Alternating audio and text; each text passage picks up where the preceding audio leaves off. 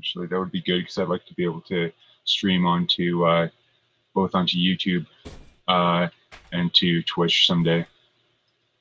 Yeah, it's good. I do Facebook, YouTube, Twitch, Twitter, and trying to do Wow. LinkedIn. LinkedIn just opened like a beta thing. So they have it an option where you can stream to LinkedIn, and one of my friends on followers on YouTube suggested that I start doing LinkedIn because it's more professional or something. You get a more professional market with people with more money watching. Right. Sound good? Question mark. Smart. I got like a few dozen people in the chat. Need to make sure this sounds good. Great. Yep, looks like sounds good. Awesome. So, Jonathan, thanks for coming on, for having a conversation with me. Would you mind telling us a little bit about yourself before we get started? Sure, Tom. So my name is Jonathan Quist. I am a former seminarian for the Catholic Church. My seminary got interrupted with COVID, and so I'm trying to start up kind of a media platform. And so I studied philosophy before I went into my program for priesthood, and I did a couple of years of theology there and a year of practical formation before that ended. But I'm still hoping to be a priest one day. That's my tag name is irlpriest. Yeah. Cool. I'm an atheist, by which I mean I believe. Yeah. Cell phone ringing. That's always nice. Oh, sorry. It's all right. Yeah, go ahead. All right. So I'm an atheist, by which I mean I believe there are no reasons to believe in the existence of God. I think that naturalism is a better explanation for everything. And that pretty much all the arguments and evidence for God are kinds of arguments from ignorance, things we don't understand, therefore God, kind of a thing. So could you tell me the reasons you believe there are for belief in a God? And I'd like to tell you my position on those and hear your thoughts on my position. Sure. Yeah, I have actually a bit of a opening statement that I've prepared. If you don't mind me going through that. Sure, go for it. Okay. The God that Christians and philosophers of the past have always believed in cannot be proved or disproved through conventional science. The development and proliferation of the scientific method has inarguably been an enormous boon to society in technology, education, health, and almost every facet of modern life. But many have argued the science over the years has overstepped the scope of its framework. Catholic physicist Jonathan Lunin, in a recent lecture at Cornell University, pointed out such an instance in the seminal work, The Grand Design, where physicists Stephen Hawking and Leonard Mlodinow asked, what is nature? Where did all of this come from? Did the universe need a creator? Traditionally, these are questions for philosophy, but philosophy is dead. Scientists have become the bearers of the torch of discovery and a quest for knowledge. So we can see in this instance a claim being made that science somehow is precedent over philosophical claims. And this is, to an extent, unprecedented. This wasn't the way that science ever was really appeared to do. It was what science always claimed was to be able to make empirical claims and not necessarily to be make metaphysical claims or claims beyond that limited scope. But also the sin of overextending the reach of scientific observation are not limited to atheists, but also to theists who try to attempt to prove God's existence through science. But certain scientists have had a much measured approach to the scope of science, and one is such as Father Georges Lemaitre, who developed the model of the expanding universe from the primeval atom, which later became popularly known as the Big Bang theory. And he vigorously defended that his theory did not necessarily imply the creation of the universe by God, but could be believed by theists and atheists alike. He actually even defended that claim against Pope Pius XII, who argued that this new theory was proof of God's creation of the universe. And it was actually tried to be discredited by several physicists because they thought it actually had kind of a supernatural aspect to it, that something could come from nothing. But of course, that's not what Lemaitre believed. He believed that there was an infinite point of density from which the universe proceeded and expanded. In fact, he also proposed the possibility of phoenix universes, similar to the Big Bang, Big Crunch cyclical model later proposed by Hawkins. So not only did he propose a model that's believed universally by atheists, but also one that, but also another model that explains the possibility of infinite regress. For Lemaitre, the creation of the universe is separate to the advent of time and space. And this was the same position held by the likes of St. Augustine 1500 years ago.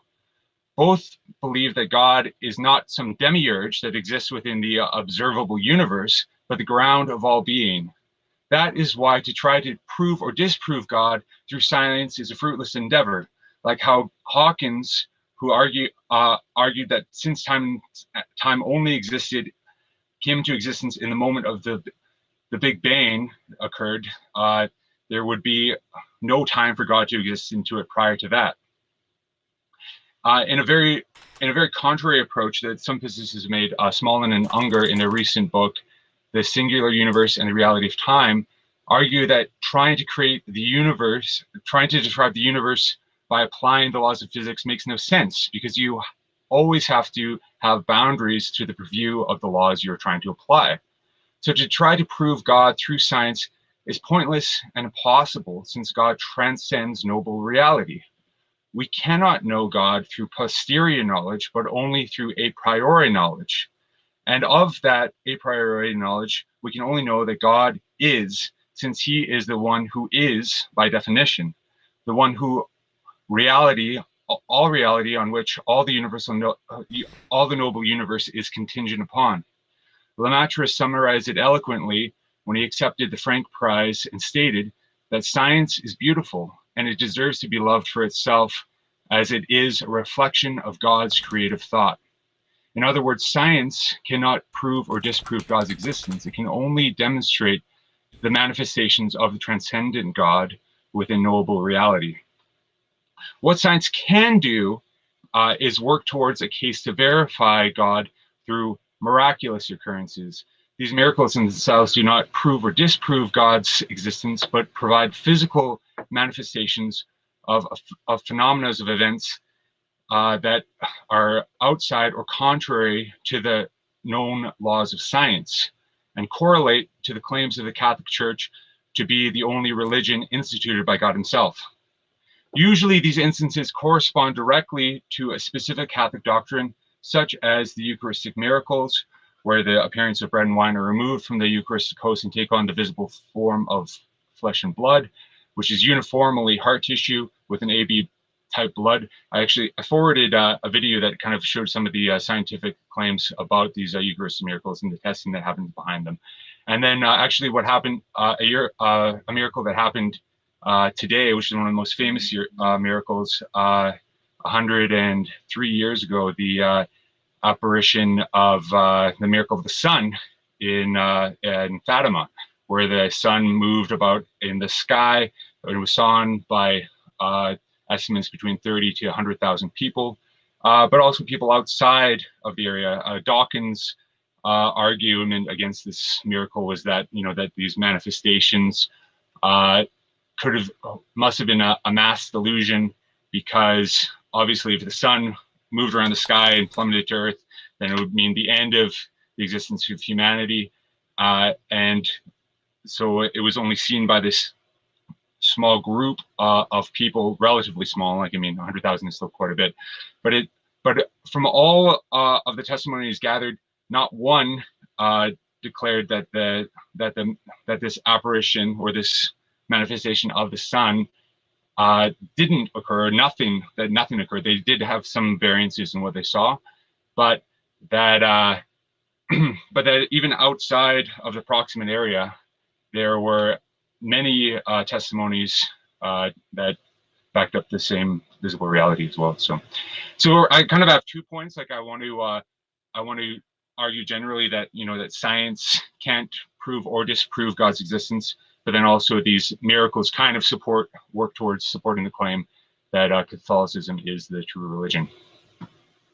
All right, cool. We'll start with the first one. Science doesn't prove or disprove anything for the most part. It's evidence-based, so Right. it doesn't give anything with absolute certainty. But the point of science, it doesn't matter what your claim is, whether it's before the universe or not. Every claim has to be able to have some kind of support that differentiates the claim from it being imaginary. And if you can't do that, you have no evidence. So by definition, science is just all of the methods we have to differentiate imagination from reality. So you need something that we would call science to show that your God isn't imaginary or you have no evidence. That could include things other than science. If you have something else that can do that, well, we would just include that into science. So it wouldn't be current science, but it would still just be science. So science is, again, just anything that can differentiate imagination from reality. So you would need something from science to show your God is real and not imaginary. The examples you listed, all of the Eucharist miracles can be reproduced by Penn and Teller easily. None of them are actually evidence of miracles.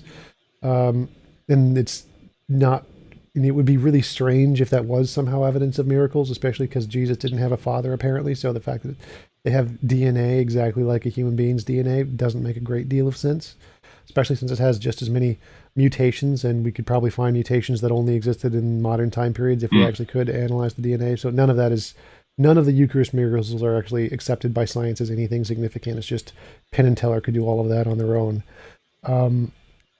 The Fatima, seeing the sun move, people have mass hallucinations all the time. It's not really spectacular. The sun didn't actually move.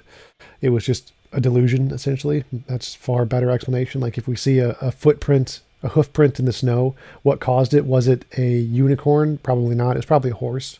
And so if we see some kind of a phenomenon like people claiming that some miraculous event happened, like the sun moving or UFOs happening or seeing Bigfoot or Santi Sai Baba healing people and making sand appear from his hand, is more likely just a delusion, hallucination, misunderstanding. That's a far better explanation, which can explain all of the data perfectly well with all of the given evidence we have. There's no reason to conclude it's somehow a miraculous event that had none of the other consequences we would have expected, would have seen. Like if the sun did move, we could see gravitational waves that correspond to that. We could see changes in the planet's alignment if we saw that. So there'd be a lot of things in addition to that.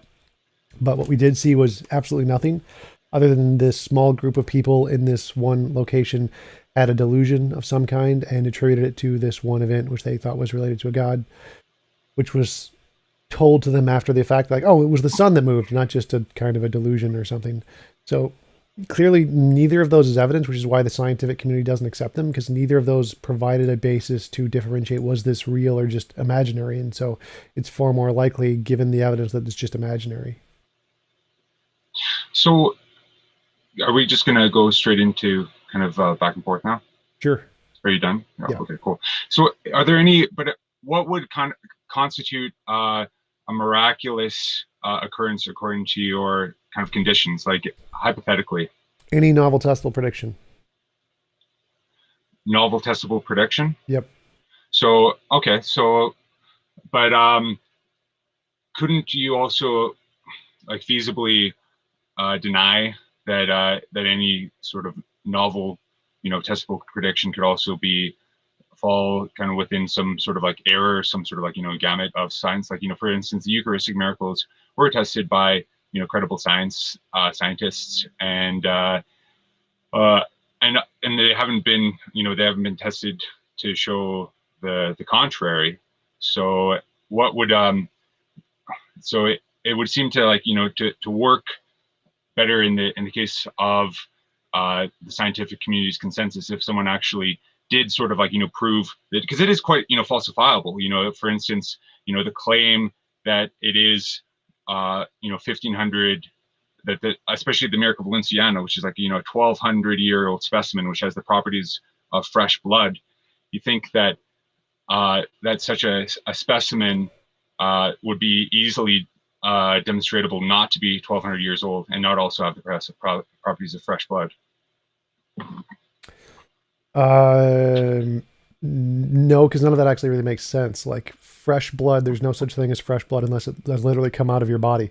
after it's come out of your body and it starts to dry, it's not fresh blood anymore. So it can't, it's Yeah, dry. but It's not fresh blood. yeah. It's just claiming that it has the properties of fresh blood is some kind of strange ambiguity where they're saying that it hasn't decayed of some kind. Well, if you preserve it, obviously it's not going to decay, but it's still dried. So it's not fresh blood at all. It just has the properties of being dry blood that's been preserved, which is literally, we have that all over the world in cases of lots of things where like bodies have been frozen in Antarctica and they have blood that has the exact same qualities of being fresh. They've just been preserved. So preserving But I think blood it was this. isn't the same as fresh blood. So just using that term fresh blood as if it's just has just come out of the body is just false. No, it's just dried blood that's been preserved. There's nothing special about that. So again, But none of these cases are special. They're just things we already know. Like, oh, the blood looks exactly like it's been taken out of a body and preserved, like any other blood that we do from any other person anywhere in the world. This 1,200-year-old case, there's nothing special about it. It's the same as the blood from Egyptian whatever cloth or whatever that's been preserved, or mummies that have been preserved, or people who have been trapped in ice that have been preserved. In order for it to be a novel testable prediction, it has to predict something we don't already know is going to happen. And that thing has to be confirmed with a testable prediction. So what you've explained is something we already know and have known for thousands of years is already occurring. So there's nothing special about that. It's not a novel prediction. But that's not the claim. The claim, at least, I'm not sure if there's that miracle, but I think it was the more recent miracle in Tixla where it actually had leukocytes. They were actually like in the process of devouring a molecule, which would actually have died within moments of being removed from the body, so that it was actually like living blood that they actually tested. So it was actually a phenomena that hasn't been recorded. It was like an impossibility according to this cardiologist. That's not an impossibility at all. Again, Penn and Teller can do that exact thing. You just take a blood sample, you put it into a piece of like container or whatever, and then you just dump it into the pool next to the bread. That would complete all of the tasks we've seen. All of the observations we've seen could be fulfilled by just those steps. Nothing about that was spectacular at all. So it'd have to be sort of like a sleight of hand then. Yeah. You'd have to argue for the discredibility of the person testing it as well. That they no. But if they were the only ones who were handling the samples, and they were the ones who actually were the ones who were checking and the sample and claiming that this was the same sample that was taken from the Eucharistic miracle, then either they're lying or someone else was lying who gave it to them. Right. So there could be lots of people who are lying. Anybody could have done it. Anybody could have just taken a piece of bread and switched it out with a fake piece of bread that had blood in it. There's lots of different possibilities. Most likely, yeah, it was the guy who reported it. He was probably the one lying, but maybe not. Like, I don't know. But there's no like requirement that he was the one lying. There could have been lots of people who switched it out. Right. They do have quite a few like records of the actual sort of like the transportation of the element. Like it's all kind of like written up in these medical reports. And actually one of the scientists said that basically because they actually have properties of both blood and flesh and of this host kind of simultaneously. And what the one scientist said in this video that I sent you was that they basically would have had to take like a razor thin slice of myocardium tissue from the heart, attach it to the host without anyone knowing it, and there have also been claims that this sample would have had to have been almost cut by like a laser, like that. It's just like way too thin. But I just like there's just so many like phenomena kind of surrounding none of that was actually true. Like his description is just false. Like you don't actually need to do that at all. You can just take samples. You don't need a thin slice of skin. You just need a blood sample from the heart that was a part of the skin, and you get the exact same proteins. So all of these miracles that you mentioned have been analyzed by scientists. It convinces no one. Like no one in the scientific community is like, oh, this is really spectacular. Like this is just mundane stuff Penn and Teller could do. The fact that many scientists usually in less than Western modernized countries are fooled by this is really not surprising. Like Penn and I forget what it's called. James Randi had two student magicians who were claiming to be psychics, and had their psychic powers tested by scientists and proved that you could fool scientists into thinking that these were actual things, like mimic that Interesting. one, forget his name, Uri Geller, to mimic him, to show that, because he did the same thing, he fooled scientists into thinking that it was psychic powers. And so fooling a few scientists is not impressive. What would be impressive is you have to make Sure. publish papers that convince the consensus of experts. So something actually compelling. Just showing things that can be faked by magicians is not in any way spectacular. It's stuff we already know how we can do. So all of these cases, all these miracles have been analyzed by scientists and magicians. Like nothing in those is spectacular. Nothing in those can't be Right. falsified by just basic magic tricks. So your basic need for a miracle would actually have to be the scientific community to sort of have a consensus that this is a phenomena that that it doesn't have an explanation that they can provide. Well, no, like the doesn't have an explanation isn't a thing. Like every phenomenon that Right. could ever happen is always going to have an explanation. What you need is a Right. testable prediction. So you can say, if I believe God exists, I'm going to pray for a gold brick, and a gold brick appears in front of me, and that's repeatable, testable event. That's great evidence. Or if you say, I was talking to some Hare Krishnas, and they said, if you chant the Hare Krishna mantra for 2 years, you'll be able to communicate with animals and cause them to do things with your mind. That would be a great testable prediction. That would be great evidence for their God. So you just need testable Sure. predictions. You say, if my hypothesis is true, here is some experiment we could do, and here's the result we expect to see, and then we do the experiment and get the result. Doesn't matter what it is. Like, and you mentioned before that it could be explained by some unknown natural hypothesis. Well, yeah, that's called the problem of underdetermination. There's infinitely many explanations of every phenomenon, but it doesn't matter. Whoever Of makes the course. testable predictions first wins. You get the evidence. So it doesn't matter if it Right. could be explained by aliens. If you made the testable predictions, your hypothesis is the one that counts, is the one that's ahead of all the others. Right. So yeah, I mean, and again, I stand by that I don't think any physical sort of manifestation are necessarily proof of God per se.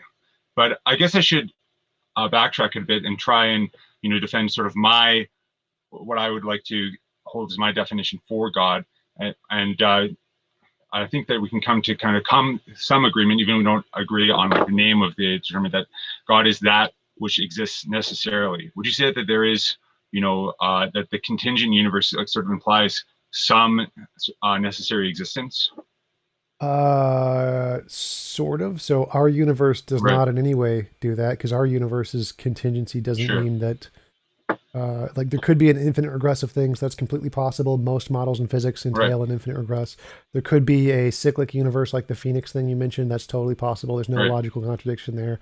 It could be a necessary thing like a brute fact. That's also a possibility. So it doesn't necessitate a necessary thing. Like that's not something that's required logically, but it is one of the possibilities. Yes. Right. So it's only one of the possibilities that something exists necessarily. But would Yeah. you? But yeah. Okay. So but what would you say to that claim that there is sort of a necessary cause outside of the universe that is kind of like uncaused? I guess we're going more into the Kalam sort of argument Yeah. here, even though I don't necessarily abide by the Kalam argument. Yeah. Yeah, it's the same thing. Like, no, it does not Yeah. have an uncaused cause is not a requirement for reality. You can have an infinite regress of causes. That is definitely a possibility. Most models in physics have that, an actual infinite past.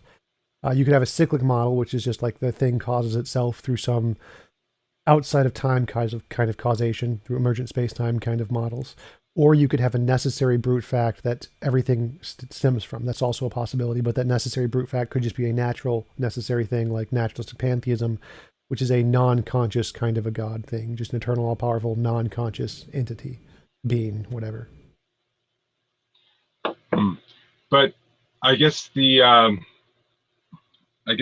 problem with all these sort of realities is that if you have a whole bunch of just like contingent stuff, doesn't that sort of leave open the possibility of absolute nothing? I mean, if everything in the observable universe and in reality is in fact contingent, then there is a probability that none of it could exist, which seems to be at least go against sort of our logical the way that we formulate conclusions. No, no one in physics thinks there was ever an absolute nothing ever.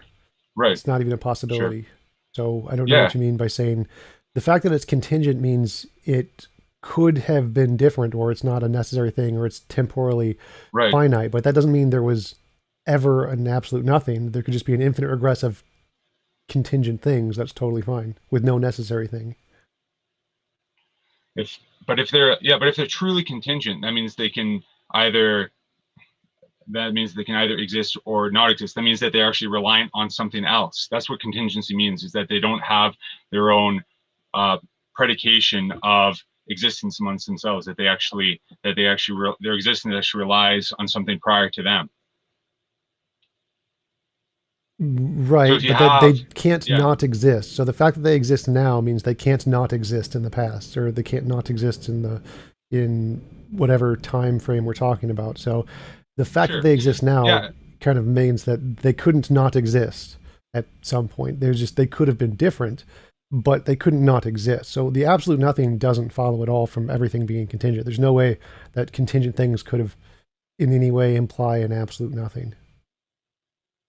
okay, yeah, I would agree that that's why I would maintain that you can't have a theoretical framework where simply everything that exists is contingent. There has to be at least like some sort of ground for all being, and that's what I would define as God. But it's kind of a transcendent understanding of God.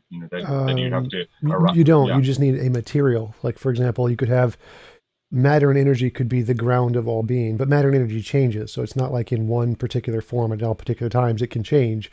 And so by the change definition, like that Thomas Aquinas uses, then it would not be a necessary being by his definition because it can change, even though it is existing throughout all possible time and space.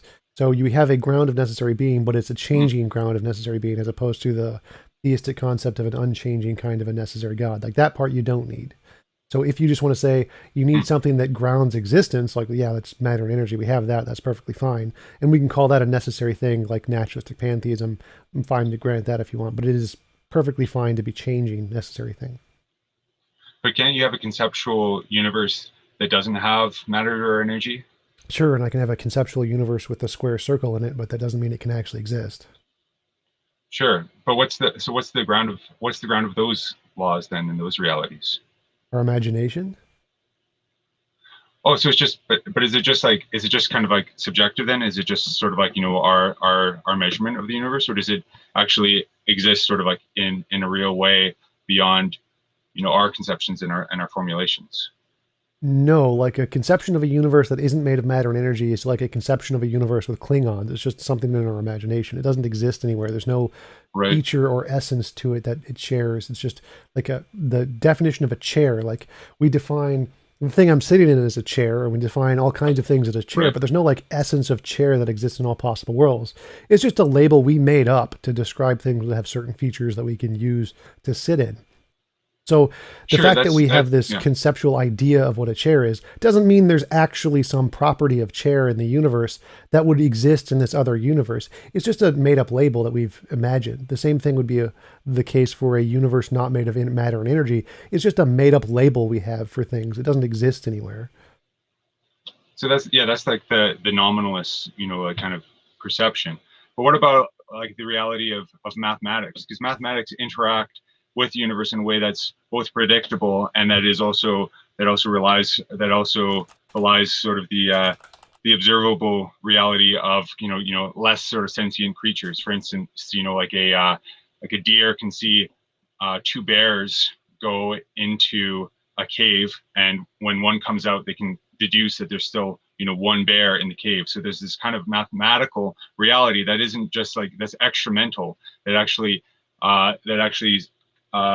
imposes itself upon reality kind of beyond our nominalistic labelings of realities that we observe and sort of group together.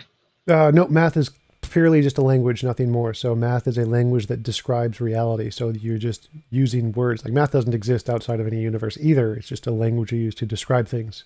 So there isn't like an abstract existing kind of a math anywhere. It's just like English. Like the word tree doesn't exist. The number one doesn't exist.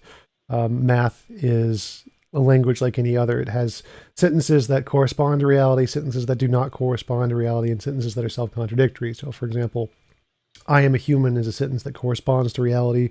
1 + 1 = 2 is a sentence that corresponds to reality. I am a space leprechaun is a sentence that does not correspond to reality. F = ma Right. times 37 is a mathematical sentence that does not correspond to reality. And I'm a married bachelor is a self-contradictory statement. 1 + 1 = 7 is a self-contradictory statement. So math is, again, just a language like English, no different than any other. And it just describes reality as long as you use it correctly.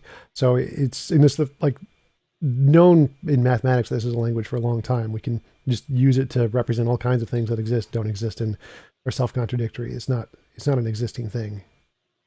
Right. I know that, yeah, that essential realism is, kind of far out of kind of the popular consensus, but it does, correlate, strongly with the with kind of the Catholic understanding of God and that and how it's married to, reality. So would you consider yourself to be kind of a logical positivist then? No, no one is a logical positive anymore. Okay. Yeah. Right. So how do you describe that philosophy of not having any sort of mathematical language, or not having, like, what? Yeah, I'm not familiar with that philosophy. I'm not sure what you mean. Like, uh, most philosophers consider logic and math to be languages. It's like literally Right. the Right. first sentence of the Stanford Encyclopedia of Philosophy on classical Sure. logic. Sure. Yeah. Yeah. Yeah. Okay. Um, Yeah. so I don't think I don't think there's a name for it. It's a language. Just, yeah, philosophy. Okay. Yeah. But okay. So, but what about my example? Like, that that we can observe mathematical, realities outside of beings that and behavior that's sort of, mapped towards, mathematical realities. How do you describe those phenomena? The same way you described the deer as seeing a cave and bears, like you use the English words cave and bears, like the deer Right. would also represent those with some kinds of word or image or something. And but it just, you wouldn't use the word cave or bear. Same with numbers. So there's it's just a language. We use the mathematical language like square root, divided by, multiplication, addition. A deer would just do the same thing. It wouldn't be using plus signs and minus signs and divided by signs. It would have its own language of math to describe those things, just like it would have its own words for bear and cave that wouldn't be bear and cave. So there's nothing about that. There's no transcendental anything in math. It's just a language that we made up to describe things in reality. And a deer would have its own language to describe things in reality. It would just be synonymous with our math, just like its words would be synonymous with our languages of words. So the deer would kind of have their own language, Sure, like their own kind of conventional language, I suppose. sure. Okay. But what about just like purely sort of like, non, kind of conscious, reality? Like, I mean, it just is that would that just boil down to perception? Like, I mean, What? if an What? asteroid, if an asteroid breaks apart, then you'd have, into two pieces, then you'd have, two pieces that even though we use the word, two to mean, that reality of two isn't just like, isn't just arbitrary. It's something that is constant and consistent throughout the universe. Right. Reality is reality. That's where we get one from. And so if Right. reality was divided into two, it's not because of math. It's not like math is holding reality together and stopping it from dividing Oh itself yeah, of into course. 10. Yeah. No, Math no. Yeah, yeah, yeah. math doesn't exist anywhere. It's not controlling anything. It just describes the way reality is. So reality is the fundamental thing. Like there is one reality, one asteroid. And if the asteroid splits Sure. into two, the math doesn't matter. The math is just a way to describe the fact that it split into two, and we call it Right. two. But the reality is the defining factor and what makes it one and two in different parts. So, but would you say that our perception is it corresponds, consistently on a one-to-one basis with reality? No, definitely not. Oh, okay. But then how do we? So then how do we know, sort of like, for sure that we have knowledge of these realities as they sort of exist in the universe? Like, I guess like this is more of a phenomenological, kind of question. Like, how do we know for sure that that what we're observing in a given reality actually has that sort of numerical quantity that we're actually seeing? I'm not sure what you're asking there. So we know reality is reality, so that's where we get one. Like we can know certain Right. things with certainty, like I think, therefore I am. We don't most anything else we don't have absolute certainty on pretty much about anything else. But from there we can say, so I exist, there is one of me, and then there's one of you, that's two. So now we can add things up, and then this language we've constructed of math, we can know it describes reality because we have access to reality through I think, therefore I am. And from that, we can parallel those things, those usages of numbers, to other things in reality. Like there is an asteroid; it broke into two, um, and we can then just count them. Now, maybe it broke into a third piece we just didn't see. That's definitely Sure. possible. Yeah. So I don't know exactly what you're asking there. But what about, okay, so that with with Descartes, like, kind of cogito, like I think therefore I am, it doesn't sort of just that sort of like explanation. You have to go through his whole meditations to avoid, solipsism. So how would you avoid, just saying that everything that I experience isn't just like a perception of my consciousness then? Like, Uh, what's the epistemological grounding then? Fallibilism, it's the consensus in philosophy that you can have knowledge without absolute certainty. So that's what they use to conclude we're not in the matrix, we're not a brain in the vat. We weren't created 5 minutes ago. Those kinds of things. All of those are based on fallibilism. Oh, okay.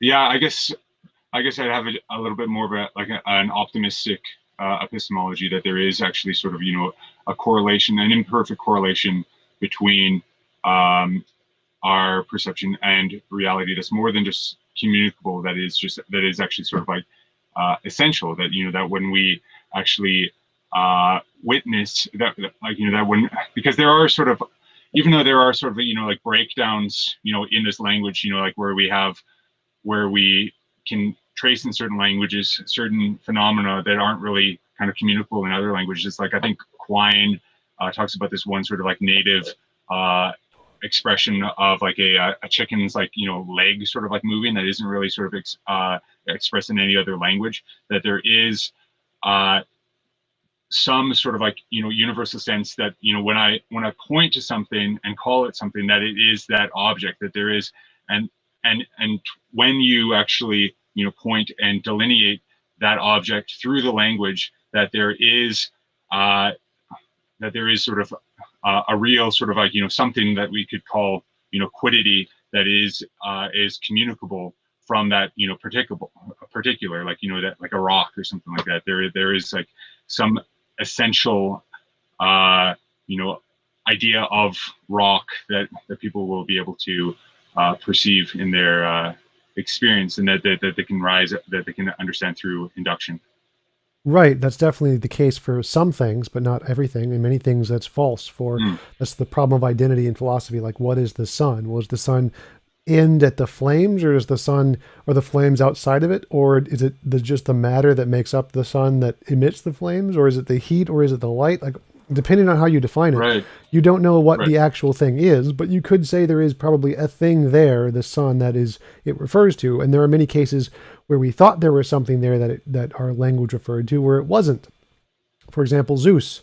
Like, well, what caused that lightning? It was Zeus. And so we thought there was this thing in the universe that this word referred to, but it didn't actually exist. Or things like one of the mm, recent conversations I've had is about, is race real? And so race would be another idea. If race is not real, that's a word we use to ascribe to some kind of identity. And if it's not real, then it's just a fake thing. This doesn't actually exist in the world. So there's lots of sure, social constructions that exist in the world that we people think are real, even if they're not real. And so yeah, we have to have some way to independently verify that it is actually real from our imagination, not just a social construction. So clearly, we right, don't have a one-to-one correlation with our perception of reality. There's lots of things we perceive yeah, falsely. absolutely, yeah, yeah, yeah. That's true, but I mean, yeah, but I suppose when we have perception, varying sort of like with um, you know color blindness and different spectrums and understandings of color. you know how do we know that there is like something that is red, that is kind of communicable outside of like just kind of collective experience. Like, I mean, even, but, and there is kind of like, and there is sort of like, even with, like a kind of a commonality, even with people who have like, sensory deprivation of an idea of red. Like it's kind of, it's a weird sort of like phenomenon, but a lot of like, blind people have recorded, their kind of conception of red to be sort of related to the sound of a trumpet. And it's a weird kind of notion, but it is actually, kind of shockingly uniform. So yeah, I don't know. Like, I mean, I don't think that's proof of essential realism, but how would, in your sort of epistemology, describe those kind of phenomena? Well, yeah, we already know what causes that. It's the tabula rasa, the blank slate in the mind. We know that's false. We know that by the way the brain functions, it already has predisposed ideas in there, like the cuckoo. I think I forget what the bird is called. I think it's the cuckoo bird, where it lays the nest in another bird's. It lays its egg in another bird's nest, and when the baby bird hatches, it pushes out all of the other eggs. Like it's just born. It has no idea why it's doing this, but every single one of them does this. And so it has this innate idea in its brain before it was ever born. And so the same thing applies to pretty much any animal. Like the way your brain is structured, you have ideas inside of it.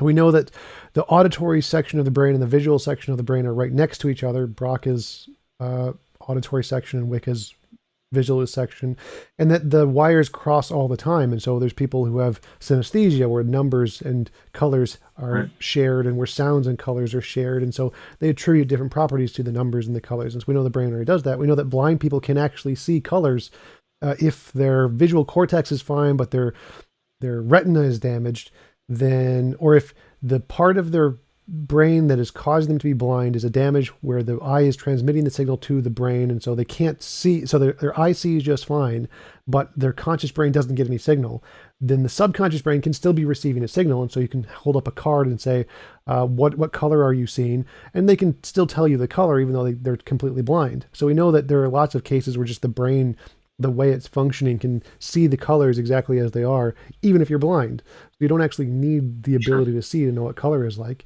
And we can verify it by saying this color has this wavelength of light, and we can, people who have like certain, I forget what it is, color blindness, where they can't differentiate between different colors, we can tell that they can't see this wavelength of light over this wavelength of light, and we can measure it that way. So all of that stuff is just stuff we've already solved in science a long time ago.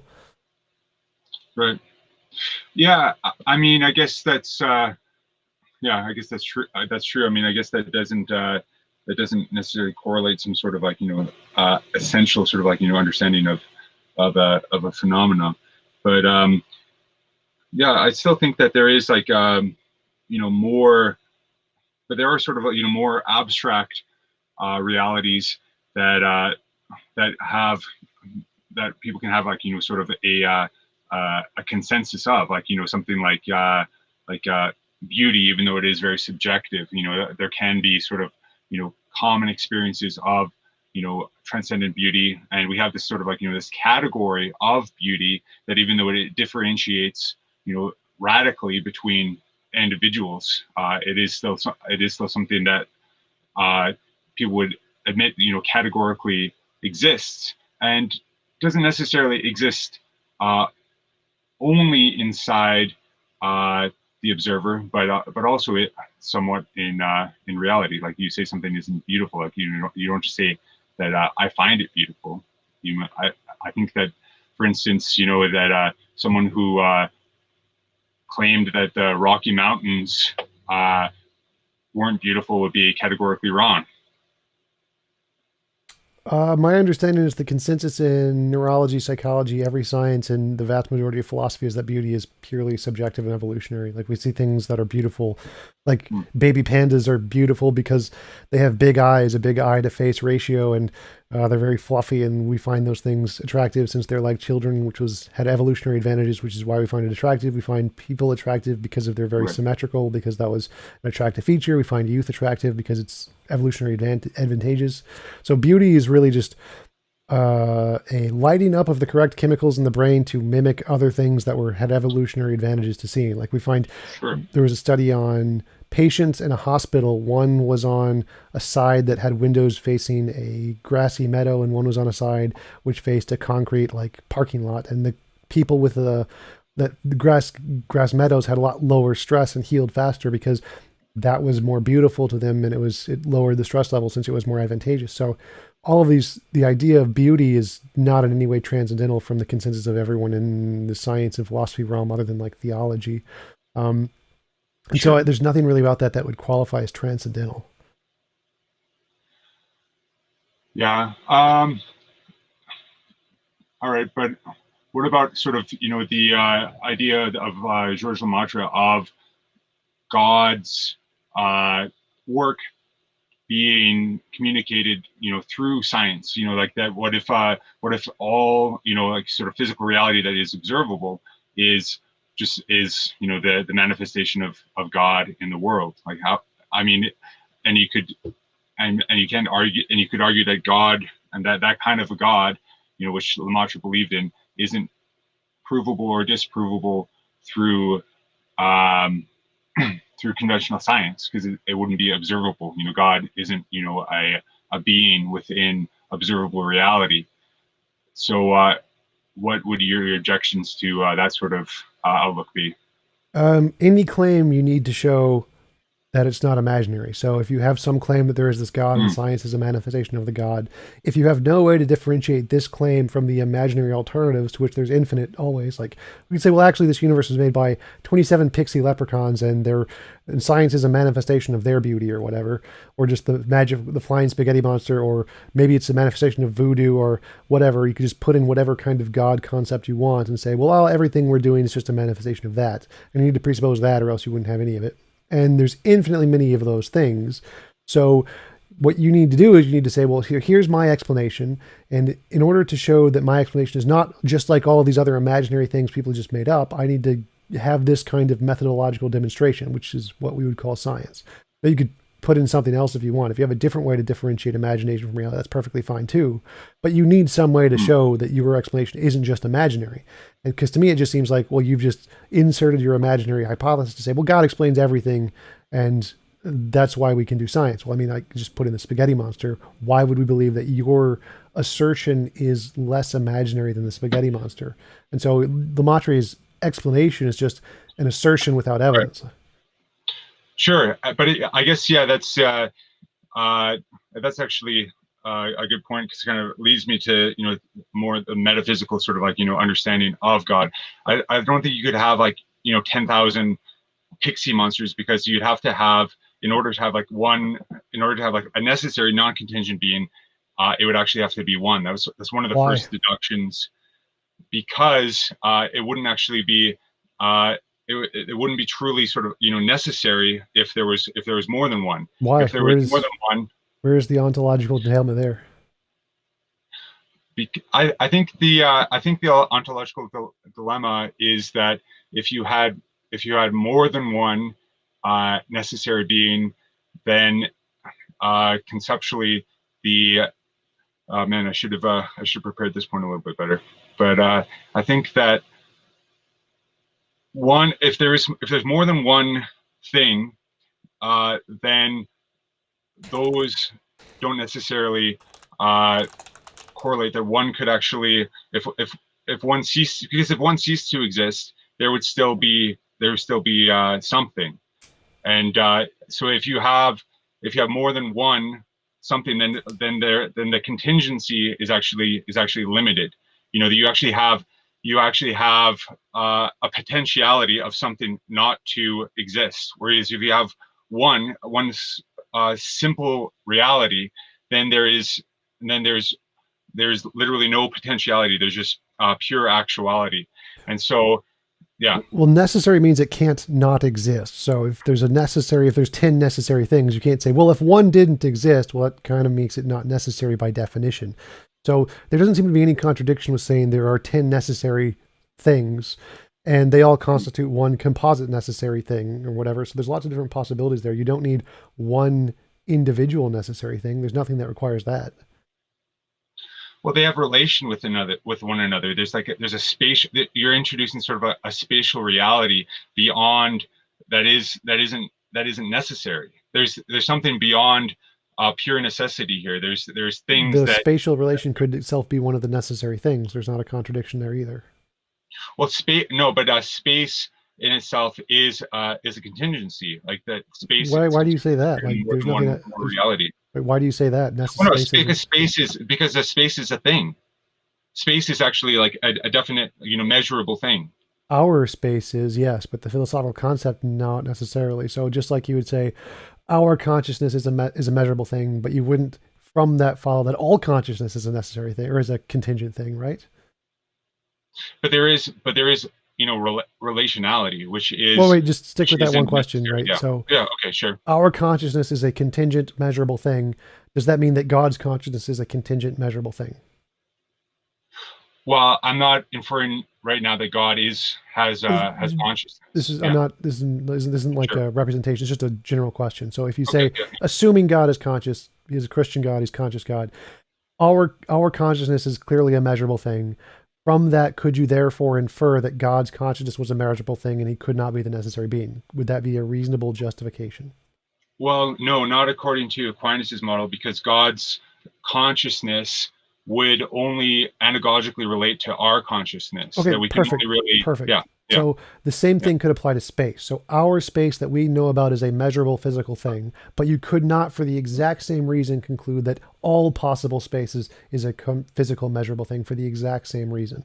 So you can't just infer Right. that because of our measurable kind, that is a instantiation of the essence, essentially, to use the Thomistic Right, term, of all possible kinds. So just like there could be a consciousness that is analogical to ours, there could be a space that is analogical to ours too, and the space could be a necessary thing.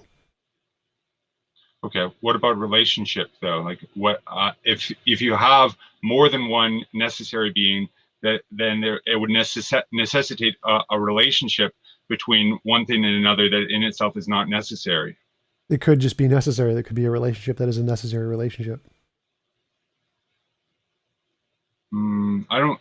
Yeah, I don't think so. I mean, because you have because then you're going beyond. Then you're bringing in a contingent reality, because if one of those necessary things cease to exist, that relationship would also cease to exist. Remember, necessary things can't cease to exist. They're necessary. The necessary existence implies they can't not exist. So that doesn't make any sense. It's like saying who created God when God is the ultimate creator. It's a contradiction in terms. So there is no logical contradiction between there being three necessary things: a red particle, a blue particle, and the relation between the red and blue particle. Those could all be necessary things on their own. There's no reason for them to be just one. But I think when you have like more than one thing, there is differentiation, and I think when you have differentiation, you do have potentiality. You have potentiality of change and composition, whereas the existence from God in an anagogical way is that there's no composition, that he merely is. Right, and I'm asserting that that's not required. Like, that's just an assertion Aquinas made based on nothing. Like, there's no evidence to support that at all. There could just be a red particle, a blue particle, and a relation between them, and they never change. They could be an unchanging relationship. And that's perfectly fine too. And even if they do change, they don't need to be changeless. That's also just an assertion Aquinas made based on nothing. But those particles themselves I imagine, are these material particles? No, it's the same thing as with the consciousness. We're using an analogy here to show that they're the special super kind of particles that are unchanging necessary things. Yeah, I don't know. I mean, I think that like the way that the Thomistic argument is sort of like unpacked is that there is that there are essential that there is within God no composition. There is no privation, and pure sort of like actuality, and so that any sort of like differentiation with that would imply that there is in fact less than something that's purely actualized, that there is some sort of like potentiality for these things to relate, or for the relationship to change. You know, when you, I think you have like, I think you do it imply some measure of, you know, of change and disparity and relationship when you have, you know, two more than one entity. I think that it, yeah, the maybe I'll have to email you back once I read up more about the deduction of oneness. But that is, yeah, once we do sort of go to more deductions, it obviously becomes harder to prove. But I do think that there's a soundness to having like one necessary being, just because even in our, yeah, I don't know. Well, sure, that's the assertion, but there you'd have to give some, Yeah. like Aquinas, supposedly these are his proofs, so he has a proof for this somehow, but I see no proof of this at all. It just seems to be an empty assertion. Like I can just assert that there's a magical flying spaghetti monster, and that's the ground of all being, and any changes are not possible because it is the perfect oneness and this perfect simplicity. Like Aquinas says, God is perfect love, and like that seems completely ridiculously nonsense to me. Like I could just, there's Sure. no, love is again just an emotion, a chemical reaction in the brain.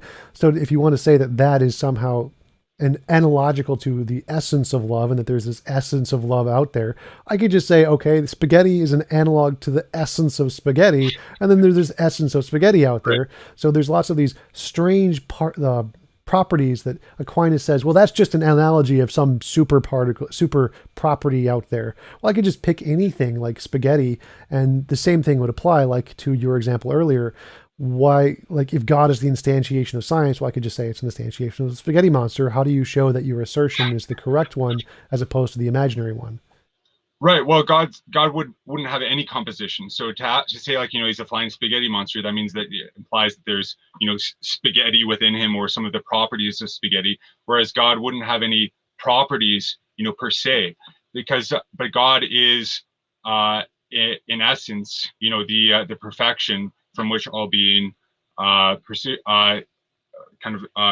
Well, You know, so remember like, there's, for instance, the reason why you call God love is because we have this understanding, very limited understanding of something called love, and there is an element of perfection with of that love. You know, we have like, you know, predispositions of like, you know, one sort of like, you know, relationship being more perfect than another. This is kind of, you know, the fourth way of his five ways of proof, and they're in order because it starts from this divine simplicity and then moves to the different sort of like realities from contingent reality from sort of our observation. And so when we say something that God is love, it's from an anagogical, you know, kind of perspective, that right. there is some sort of thing as perfect love that that God could have kind of like an attribute of, but in a way that doesn't have that's changeless, that we could, but it is something that is ultimately, you know, transcendent. But Right. yeah, So but all of the justifications he uses for love can be mirrored for spaghetti. So just like as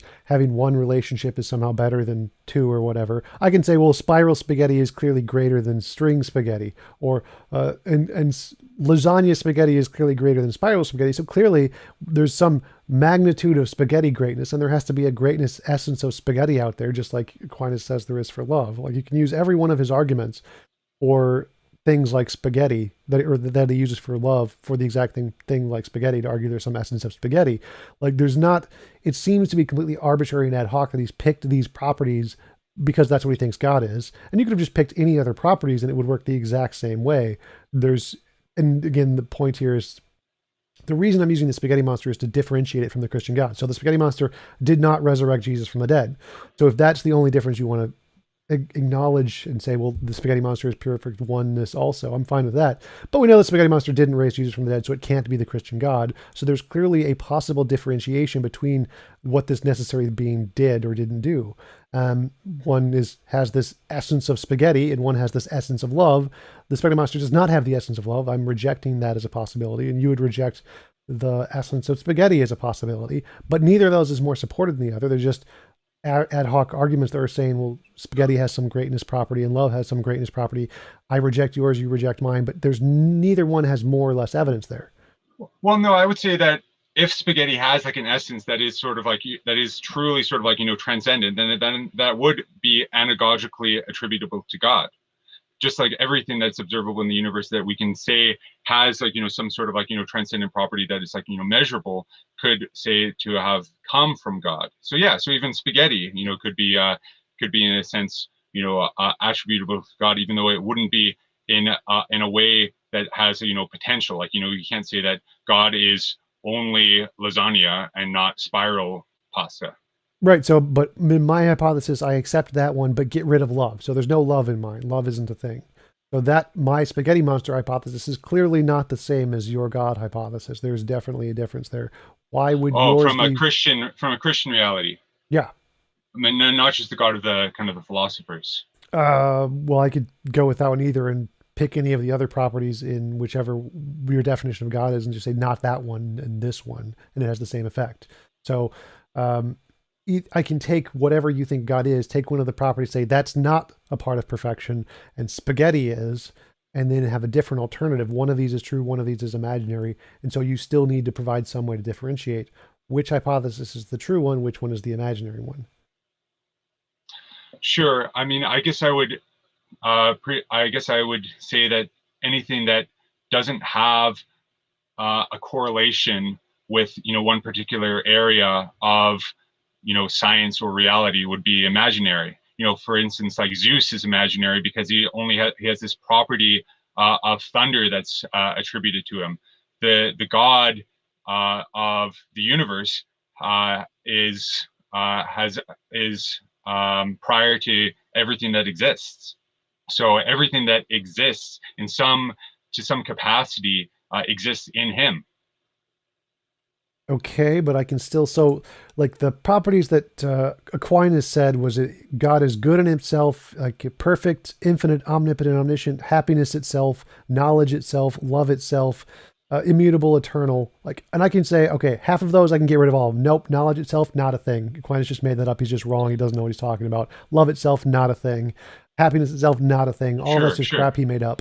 And the real properties are just spaghetti, meatballs, spaghetti sauce. Those are the real properties. But none of those are essential properties. No. So I'm saying those are all essential properties. Mine are essential properties. His are not essential properties. Well, I mean, I guess hypothetically, you can attribute sort of any of these properties to God, but they're always going to be analogous to God's actual existence, because God's actual essence is to be. So God, in a sense, is existence. Right. So again, so anything that So I can say that what Aquinas defined as existence is wrong. He made this shit up. He's totally crazy. He has no idea what he's talking about. I got it right. And you still need to show which one of us is the one that's right and which one of us is imaginary, because we have two different hypotheses. And just saying God is existence doesn't work. That works for both of them. So until you can demonstrate which one of these is the imaginary one, your method can't differentiate imagination from reality and isn't evidence. So you're saying that these things, like oneness and truth and beauty, aren't actual aspects of reality. That they're just things that are like emergent properties or emergent properties, composites, whatever you want to say. They're not necessary things. Yeah, like love could just be a composite contingent thing, and that's it. It's still part of reality, but it's just a composite contingent thing. It's not part of the essence existence thing. Right. I mean, but I guess what just isn't coming across is that anything that does exist, anything that is like kind of observable, already is sort of predicated on God. So to some extent, it doesn't matter what we attribute to it individually. It already sort of like in this kind of conception, it's all sort of like it's all sort of like extramental. It's not just like one. It's not just one thing that sort of like that I attribute to it. Like it's a kind of it's a prior sort of an a priori reality that all. Yeah, I don't know. Like, I mean, yeah, I guess so. Like you. So again, that still works for both. It still works for my model of the spaghetti monster and Aquinas' model of love and happiness and stuff. So it still can't differentiate which one's imaginary, which one's real. So that still doesn't give any evidence that what you're saying is true, and not just a made-up hypothesis. Yeah, I mean, but there isn't scientific evidence for these realities. I mean, but there is. Yeah, I mean, I think what we were getting to before was sort of more constructive, because because applying mental categories to God doesn't really prove anything or disprove anything. We just like it's just kind of like arbitrary what I think and what my values are and are attributed to God. But if God is truly transcendent and everything that exists in all of our categories and perceptions of that are sort of like sort of within God. I mean, you could like have a person who's never experienced love in their life, or who had never developed rationality, for instance, like a wolf child or something, and that doesn't really have any sort of bearing on God. Like they would exist within God in their own less rational way. Again, so that doesn't help us differentiate imagination from reality. So Right. my problem here is still like I can just say all Christian God ideas are wrong. There is no Christian God. Jesus did not rise from the dead. There is no conscious being that created the universe. It's purely just naturalistic pantheism. And that is the essence, the pure act or whatever properties you want to say are required in reality itself. That's it. There is no omnipotence, omniscience, omnibenevolence. All that stuff's gone. It's just all-powerful eternal nature, and that's it. And that is the pure being. And the definition of pure being given by Aquinas is just wrong. All of these things, love, happiness, etc., are all just composites. They only exist as composites. They will never be a part of the essence of being thing. You have to show why his definition isn't imaginary and mine is, or it's just a made-up thing. There's no evidence for it of any kind, scientific, a priori, none. So this naturalistic, like pantheistic, sort of reality, but that would predispose like that there's no necessity. That would be there would be like literally everything in the universe then would be contingent. Because then no, that would be yeah. So there is the necessary thing. It is just a natural necessary thing, like that is the ground of being. It is just like what you imagine God is, except without any of the properties. No consciousness, no being, no love, no happiness. All of those are just contingent composites of things that came about from matter and nothing more. So there is a ground of being, there is a necessary being. It's just there's no consciousness, no personality to it. It's just energy. Oh, okay. So all energy is sort of like this transformable, reality that's sort of like in and with everything, but can decay and Nope, has it's undecayable, it's potentiality. unchanging, it's purely act. No consciousness, no love, no happiness, just act, just energy. Oh, okay, interesting. But then how would it manifest itself in kind of substantiated beings? Like how would that actually work? It's energy, it can Like do how that. does it? But the energy itself. It's pure So act energy, so it can yeah. do that. It doesn't need a consciousness to do that. Why would it need consciousness? No, it doesn't. The consciousness doesn't. The consciousness doesn't matter. I mean, what matters is that I suppose that energy would at least have the potentiality to become matter, wouldn't it? No, like in the way, does pure act have the potentiality to become being, or No, it doesn't have any potentiality. right? So, but it still created the universe. Yeah, it did create the universe. Yeah, that's actually a really good point. But it does. But that's So, in whatever way yeah, because it God, in seems like whatever way you potentiality. imagine Yeah, God did that, mind did it the same way, but without the mind. right. But okay, so it would be like this. So the energy sort of exists apart from the universe. Like, is that Sure. kind of the idea? Yeah. Okay, well that's not kind of the formulation. Is that God isn't just apart and transcendent from the universe? That is also like fundamentally immanent as well. That everything That's that okay. sort of I'm happy to exists grant that exists too. in Okay, God. so I can modify my Sure. theory, say Yeah. it's perfectly immanent as well. Oh, okay, interesting. Yeah. But then if it was perfectly immanent, there would be I suppose there would be reality outside of itself that would be yeah that is actually a good point. I'd have to think about that more. Yeah, because if you did sort of like postulate this that there is this energy, but I guess when you say energy, you do have like you do have like instantiations of energy that actually exist. I mean, Remember, I guess you're it'd be just using the analogical. word. Yeah. It'd be analogical, Right. just like the space-time consciousness thing and spaghetti thing. Right. So when you say flying spaghetti monster, it doesn't really have any sort of like any sort of correspondence, with reality. It's just this so it's a transcendent spaghetti monster, is what you're saying. Yeah. So it'd be exactly the same way as you're using an analogical example of God being a conscious person of some kind. The spaghetti monster is an analogy of our spaghetti plus some other things, but it's not the same as ours. It's an analogy, the same sense. It's like magical super spaghetti that doesn't exist in our universe.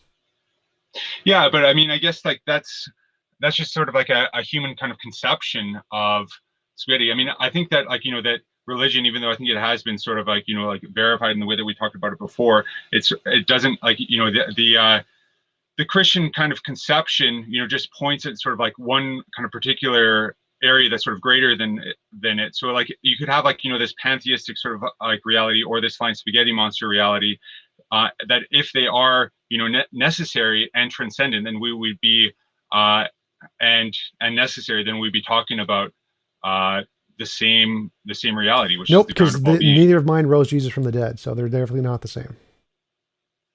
Well, and one has there's no love, no happiness. Right. So I got rid of any concept of love is gone, happiness is gone. There is no happiness of itself. There is no such thing. It's just a composite. There is no knowledge in itself. Knowledge is a composite. So there's clearly differences. They're clearly not talking about the same thing. But I mean, we can't actually make differentiations with God, because God has no composition. I just did. Well, I mean, we're talking about this transcendent reality, which kind of like goes beyond sort of like our human our human limited conceptions. But I mean, I think that any sort of like conceptual sort of like meanderings with this transcendent being would just kind of be beyond sort of like our rational capacity.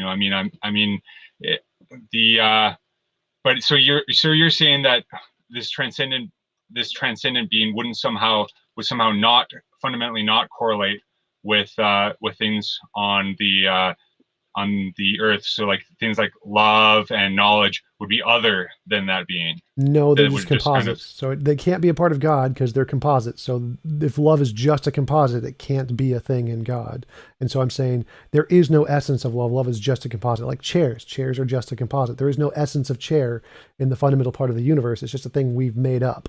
Same thing with love and knowledge and all those things. Those are products of brains. None of them exist fundamentally in the universe. So just like a chair, it doesn't exist as the pure act. There's nowhere, it doesn't exist anywhere in pure act. It's just a composite of things that came after. Yeah, that'd actually be like an epistemological difference that we'd have then, because I believe that anything sort of that is sort of like conceived or abstracted within sort of like human consciousness does pre-exists human consciousness to a certain extent. So like there's not really sort of this. So Klingons Klingons pre-existed human consciousness. I guess in a way. I mean, since like man is sort of a creation of God, and these ideas of sort of like Klingons existed outside of or since they're instantiated in time and space, somehow sort of like exist within God. Yeah, sure. Okay, like so that would be your model. In my model, it doesn't work that way. In my model, pure act is not composite things. It can't be composite things. So you still have to show it's not composite. Yeah. So you have to show which one of our models is the real one and which one is imaginary. So we're different. We definitely have different models. Right. And you have to show why is yours not the imaginary one and mine is. Otherwise, it has no evidence. Sure. So. Yeah, I guess the evidence. I mean, I guess I think that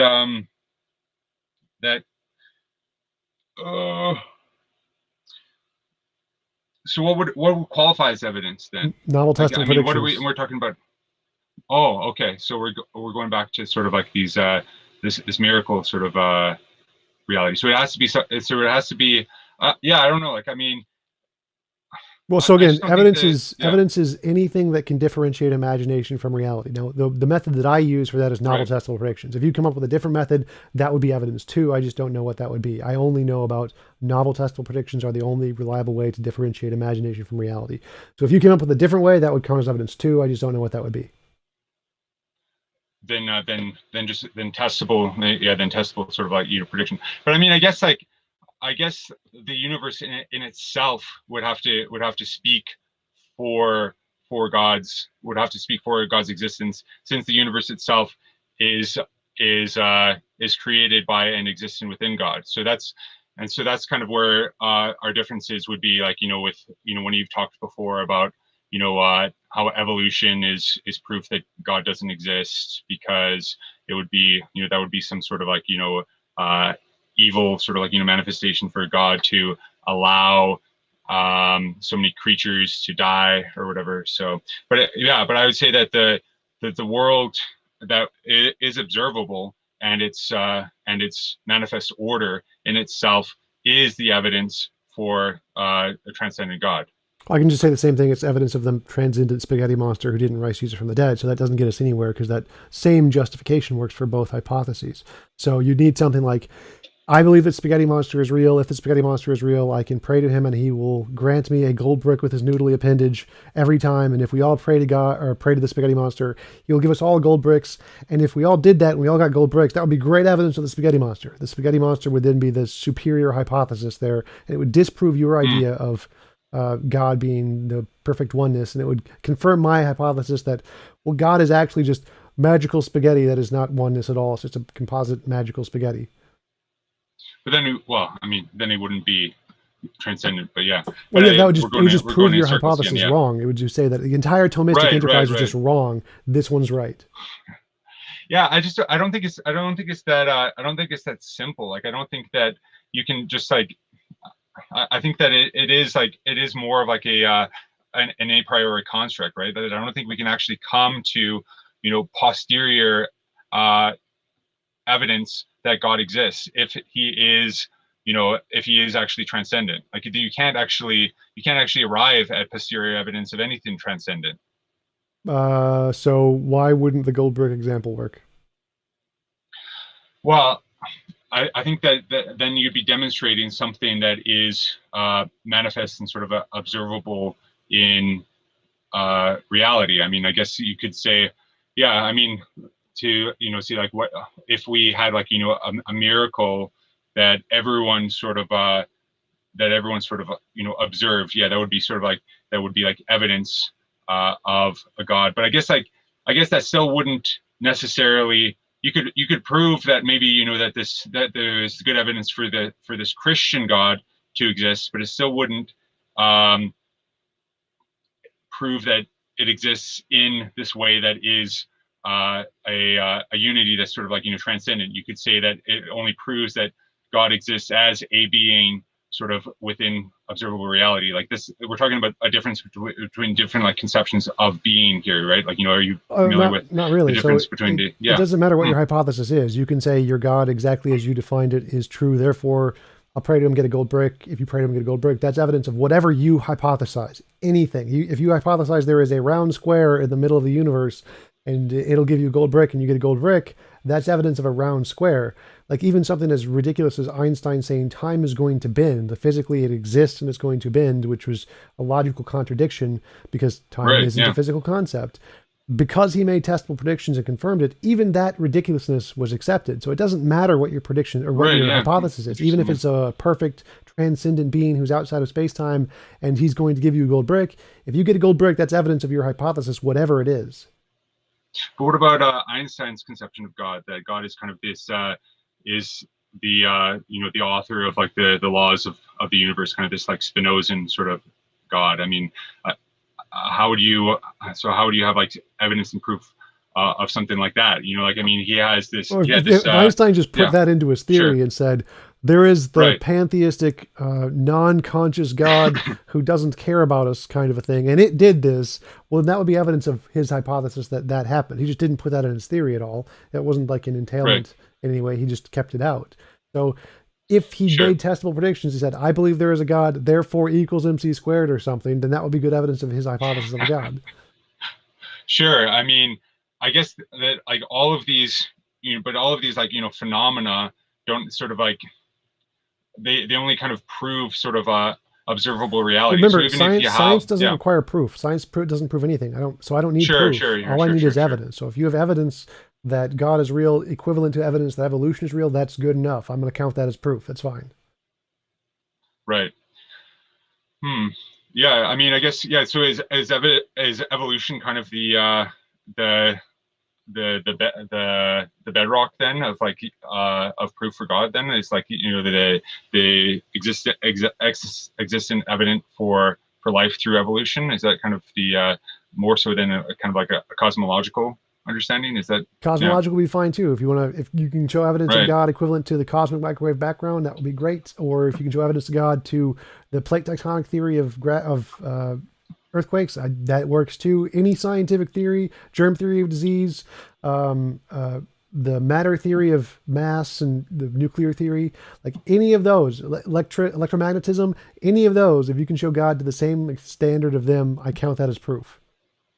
I just don't think this is going to you know, fundamentally work. I think that it's like, yeah, I mean, I do think that there is like that, because there are, you know, levels of faith in any of these theories, right? You know, that we have Nope. this, like, you know, correlation. You know, there is a correlation between, you know, faith in authority and you know, our personal sort of experience, right? You know, like we have like, Nope. you know, we have faith in, well, what maybe we have different definitions of faith then, like, because I think it's like that faith doesn't, I'm not talking about supernatural faith at this moment. I'm just talking about belief in something other than your own private personal experience. Induction? You're That's just it. calling faith induction? Oh, sure, yeah, you could say. Well, induction usually implies like that you're going from a particular to universal, right? But I no, I'm not calling it. I'm not saying induction, but I mean that you know, you could say that I have faith that the moon isn't, you know, like a glowing ball in the sky, because that is the information that has been handed on to me by. I haven't been to the, you know, the moon myself. I don't have, you know, objective observable knowledge outside of things that have been presented to me that the moon exists. So I have, like, you know, a level of faith in the moon's existence as it's been communicated to me. I don't have that at That's all. kind of So what I would define as faith. I see the moon every night when I look up at it. I can see it through a Sure, telescope, and then all of the facts described about the moon correlate to all the information I have. Like I can say if the moon is X distance away and traveling at X speed, and I have a telescope of X magnification, then all the measurements match exactly what the scientists are saying, so I can verify their claims. And if I say, sure. if You can hypothetically, but you haven't yet. You haven't yet yeah, I done have, that, I imagine. I look up at Oh, the you night go. all the Okay, time. sure. So like Okay, you don't have to verify literally every claim. Like if I say engines work and there is an engine in the car, and if the engine works, it'll take person from point A to point B, and person A goes from point A to point B, then you can conclude everything about engines. Like everything that scientists say about sure, engine sure. is true. So you don't need to verify every single piece about engine. All you need to do is say engines do this, and if this occurs, engines work. Same thing applies to the But moon. So I then, can say if the moon is X distance away, if it has this much mass, if it's traveling on this world, then I can watch it and see it move every night in the same space, and do whatever you want, just the mundane predictions, just like with the car, and conclude everything that scientists have been saying is true because those mundane predictions are correct. well, I mean, but there'd be a limit on it to shoot too, wouldn't there? Like, I mean, wouldn't you take David Hume's conception that, you know, that induction is in fact impossible, that, you know, that we can't know with, you know, with an unparalleled certainty that the sun won't rise will rise again tomorrow. Like, I mean, these inductions that we make are to an extent, you know, have a level of uncertainty to them. Sure, but you don't need certainty. That's fallibilism. You don't need certainty for knowledge. Sure. Well, yeah, that would be kind of that's interesting. Then, so what would your definition of knowledge be? Justified true belief. Okay. Oh, so it's just justified true belief. It doesn't necessarily have to correlate, you know, with all of the with every sort of, like, you know, facet of the object that's in uh that's in question. I have no idea what that means. So it has to So, be yeah, like, I true. mean, like, to have, like, you know, like there's uh, a Platonic there's a Platonic dialogue called the Theaetetus, where Plato asks Theodotus, what the definition of knowledge actually is. And so correlating with this philosopher named Protagoras, who said that man is the measure of all things. And so his hypothesis is that all of our knowledge is just basically, consensus from previous observations, that there is, no knowledge outside of what people have previously observed. And so that is kind of like, that is kind of this, that's all that we can have for this like measurement of things. And so there's no sort of way of knowing a thing beyond beyond what has actually happened. So there's like, so there's a differentiation between, I mean, I have no idea how that yeah, fits into the definition of knowledge. So knowledge, sure, justified true belief. I have a justification, which means I have some kind of a support or some belief I have. And if that belief is true, it corresponds to reality, then I have knowledge, because I have a belief that is justified by some kind of evidence, which corresponds to reality, it's true, then I have knowledge. But I think that there are levels of knowledge.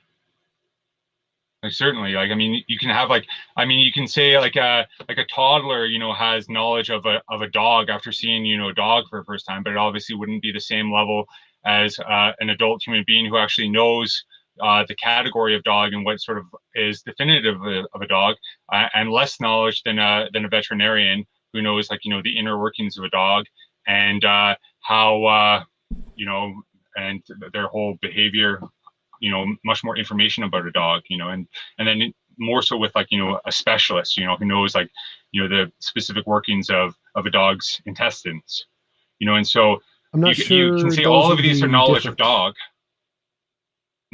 No, so like the kid has a belief that there is a dog and they see a dog, so they have a justified true belief. And then the veterinarian and the parent also have this is a dog, and those are also justified true beliefs, but they have additional justified true beliefs. So the veterinarian says that's a dog, it'll if it eats chocolate it'll kill it, it's allergic to X, Y, and Z, it has this much lifespan. All of those are additional justified true beliefs that the veterinarian has, the child does not have. So they're all justified true beliefs. They're all different cases of the exact same thing. I don't see why there would be different kinds of knowledge, just more knowledge.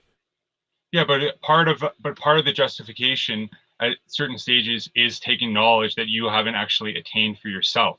That's been handed on to you by an authority.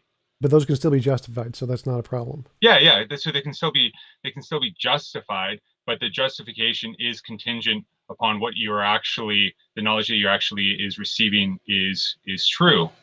And so that's what I'm categorizing as faith. No, justification is not contingent on truth. Those are two different things. Those are different categories. Sure. So, yeah.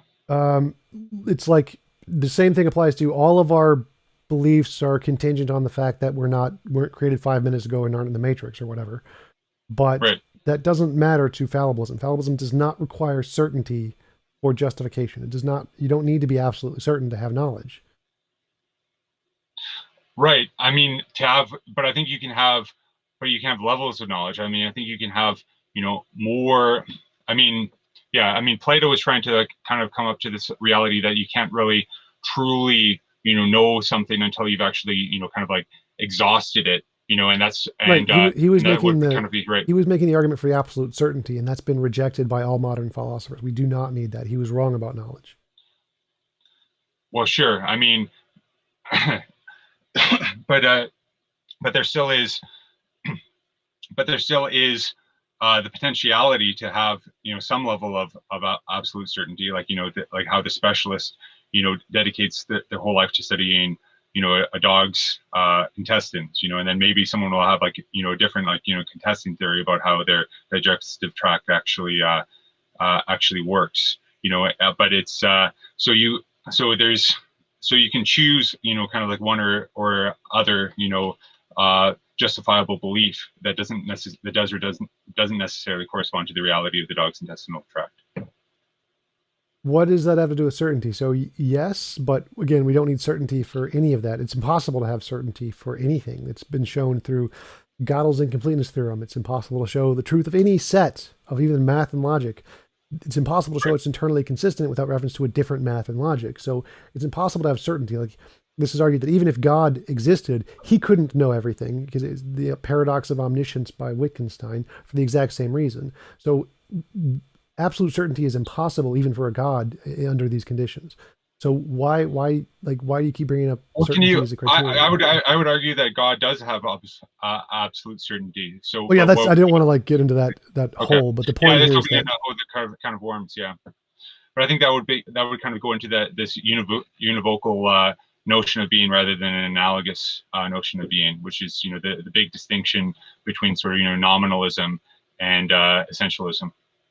Yeah, that would be a different topic here. So the point is that knowledge does not require absolute certainty. You don't need absolute certainty for knowledge. It's not a requirement. And so the veterinarian isn't absolutely certain about anything they know. And there could be two veterinarians, and you could be justified in believing both of those things. For example, I could be justified in believing that walking the dog twice a day is healthy, or I could be justified in believing walking the dog once a day is healthy. And there are two different veterinarians who both prescribe of these. One of them is more correct than the other. One of them is true. One of them is not true, but they can both be justified beliefs. So one is a justified false belief, and one of them is a justified true belief.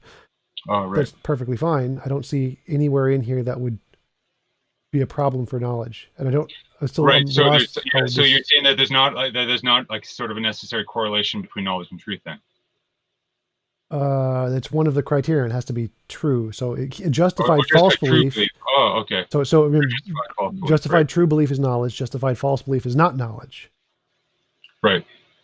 So yeah. So you can have. Oh yeah. Okay. That's an interesting sort of. Yeah. Okay.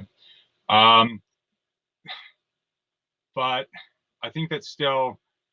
Yeah. I still think that if you have this justified true, I think that experience to a certain extent would render knowledge more certain, or I don't know, like wouldn't you more justified? That, sure, you can have more justification. Yeah, right. But but I still think that your but what would you sort of like? But then, what would you validate to be justification? That seems like a subjective category, at least like at least sort of like an immaterial category. It's one that whatever can differentiate imagination from reality. Oh, okay. Okay. So what would then a justified true belief in God kind of consist in then? Novel testable predictions. Going back to that. Okay. If you have a different way, to differentiate, that's fine. I'm happy. Just anything that can differentiate imagination from reality is evidence. Yeah, I guess I think we're just like kind of hung up with I just don't I don't think that's gonna happen. Like I think that there's I think that I'll concede this point to you this round, but I want to get back maybe on email or something and look more into the logical deductions of why a necessary being has to be one, because I think that was kind of the one area where I fell apart the most. So definitely. All right, so we can come back and have a part 2 at some point. Sure. Oh, I would love that. Yeah, this was awesome. So thanks so much, Tom. That was actually a really cool discussion. Yeah. Thanks. I appreciate it. Thanks for taking the time to have a conversation with me. I really enjoyed talking about Thomism, because I've tried to talk with a few Thomists, but they don't usually go into like the questions, and the last one I had did not go well. But yeah, thanks for coming on. Thanks for being polite. And I appreciate you taking the time to have a conversation with me. Yeah, that was awesome. Okay.